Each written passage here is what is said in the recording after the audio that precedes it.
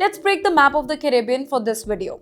Maduro is captured, not defeated by an election, not overthrown by his people, but taken by the United States. And all of a sudden, a small island nation feels the shockwaves. Trinidad and Tobago. Now you must ask, why Trinidad? Why now? Why should anybody over there be worried, right? Let me explain it. You're watching Times XP. My name is Dhriti Atri. First of all, Trinidad is Venezuela's next door neighbor. Look at the map. Venezuela is just 7 miles away from Trinidad, right? Closer than many cities inside India. Closer than Miami is to Cuba. Now for years, Trinidad and Tobago lived in Maduro's shadow.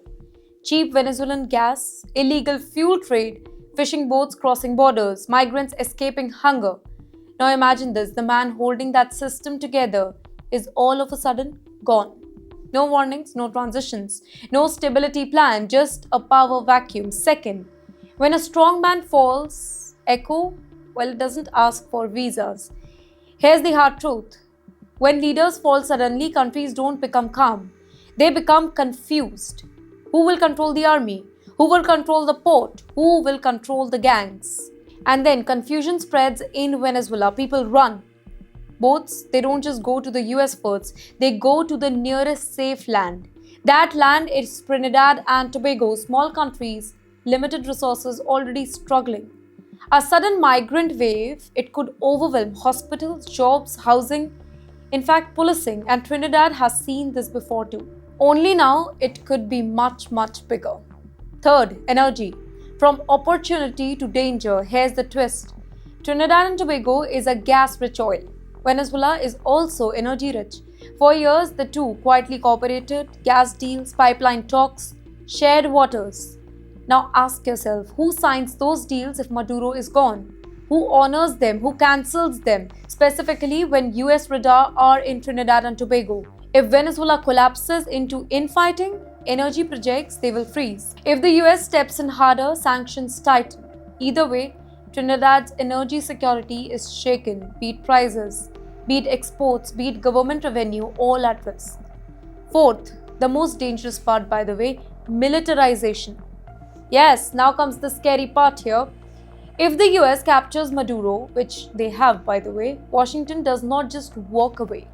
There will be intelligence operations, there will be naval patrol, surveillance, pressure on nearby waters, and Trinidad, that particular island nation, sits right there. That turns Trinidad into something that it never wanted to be. A peaceful nation becomes a frontline neighbor. Foreign spies nearby, spy games, smuggling routes, criminal networks, adapting fast. And when big powers they move closer, small nations lose control over their calm. Fifth, diplomacy becomes a tightrope. Trinidad and Tobago now faces an impossible question. Stay neutral, support the US, keep ties with whosoever replaces Maduro, that means Delcy. One wrong statement, one wrong vote, one wrong silence, and all of a sudden, relationship breaks, trade suffers, security risks rise. For a small island nation, choosing sides, it is dangerous. But refusing to choose one is also risky. So here's the final question.